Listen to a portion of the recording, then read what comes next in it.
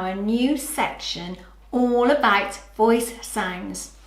Over the next few days, we're going to be practicing making different sounds with our voices. And we're also going to be playing some new games with Sophie Sock.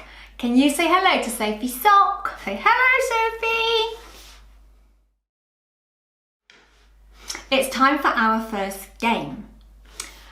I have some pictures here. I have a clock ticking, somebody looking surprised, and a bee buzzing. I'm going to make some sounds with my voice, and I want you to decide which sound I am making. So you'll need your listening ears. Okay, here goes. Bzzz. Can you guess which sound I'm making? Yes, I'm making the sound of a bee buzzing. Ready for the next one? Oh! What was that? Yes, I was surprised. Ready for my next sound? Bzzz. It was the bee buzzing again, wasn't it? Tick tock, tick tock, tick tock, tick tock. What makes that sort of sound? Yes, it was my clock making a tick-tocking sound. Sophie Sock has brought her pictures along and she would like our help. She wants us to make the sound on the picture. I'll show you what I mean. So the first picture is of a ball bouncing. So it might sound like this. Boing, boing, boing. The next picture is of a slide. She wants us to take our voices down the slide. Whee! And the last picture is of a train chugging. So she wants us to sound like a steam train, like this. Ch, ch, ch, ch, ch, ch. Would you like to try? Okay, are you ready? Boing, boing, boing. Whee! Ch, ch, ch, ch, ch. Well done. So this is Little Chunks, and Little Chunks is a robot, and he only understands sound talk. That means he only understands words that have been broken up into their sounds. Little Chunks is feeling very hungry today, and I've brought some food along. But he needs to know what he's going to eat. So I'm wondering if we can tell him using sound talk. I will show you what I mean. So I've brought some soup for Little Chunks. So if I want to say soup using sound talk, I would do it like this. I would say soup, soup. Do you think you can try soup, soup? Well done. So we can give him some soup. Let's see what else we've got. We've got some peas. So if I'm using sound talk, I would say peas, peas. You try. Peas, peas. Well done. You can give him some peas. Next, I've brought some chips. So if I'm using sound talk, I would say chips, chips. Your turn. Chips, chips. Yummy.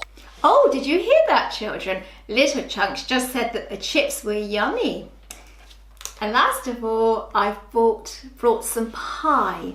So if I'm using sound talk, pie would be p-I, pie. You have a try? P-I, pie. There, well, I hope he's enjoyed his dinner today. Do you know the story of Goldilocks and the Three Bears? It's a story about 3 bears who lived in a cottage. There was Daddy Bear, Mummy Bear, and Baby Bear. One was big, one was middle-sized, and one was tiny.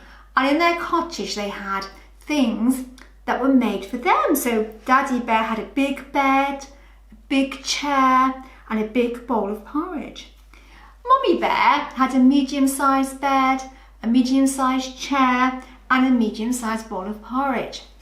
And Baby Bear had a tiny bed and a tiny chair and a very small bowl of porridge. Well, one day, the 3 bears went out for a walk.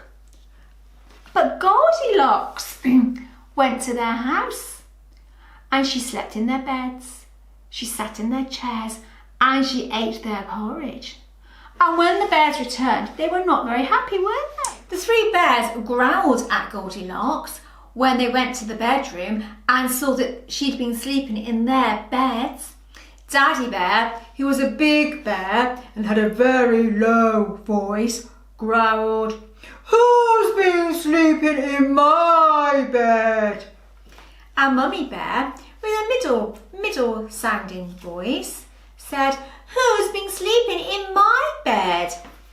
And Baby Bear, with a very high-pitched voice, said, "Who's been sleeping in my bed?"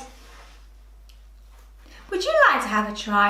When I hold up the bear, would you like to use your voices to sound like Daddy Bear or Mummy Bear or Baby Bear and say the words, "Who's been sleeping in my bed?" I'll do it with you. "Who's been sleeping in my bed?" "Who's been sleeping in my bed?" "Who's been sleeping in my bed?" "Hello, Percy. What do you want?" Oh, Percy has said that it's not only people's voices that make high and low sounds, but the piano can make high and low sounds. He wants to play you a little tune and show you how sounds can change. They're going to go from low and get higher each time. Have a little listen. Did you hear that? Did you hear the difference in the sounds? Listen again. Well done. Thank you, Percy. I'm in Animal Land today, and I know that some animals are at home. Like us, animals have voices too, don't they? They make lots of different sounds. Some are high-pitched and some are low-pitched. Shall we find out who's at home today? I want you to listen to the animal sounds and see if you can work out who's in each house. Are you ready? Do you know whose voice that is? Shall we have a look? Ah, it's Mouse. Mice squeak in quite high-pitched voices, don't they? Let's just listen to our next sound. Shall I have a look inside and see whose voice it is? Ah, it belongs to cow. Cows moo in quite a low voice. I'm going to say a little rhyme, and I wonder if you can join in when I hold each animal up.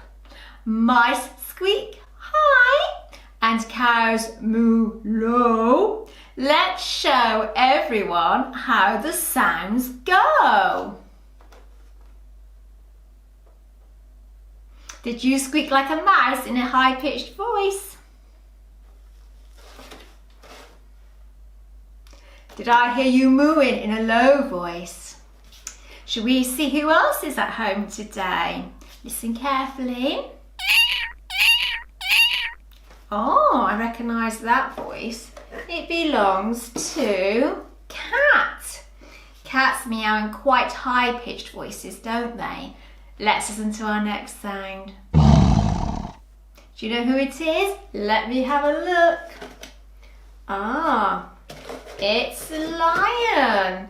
Lion roars in a very low-pitched voice. Let me say my rhyme again and you join in when I hold the animals up. Cats meow high and lion roars low. Shall we show everyone how the sound goes?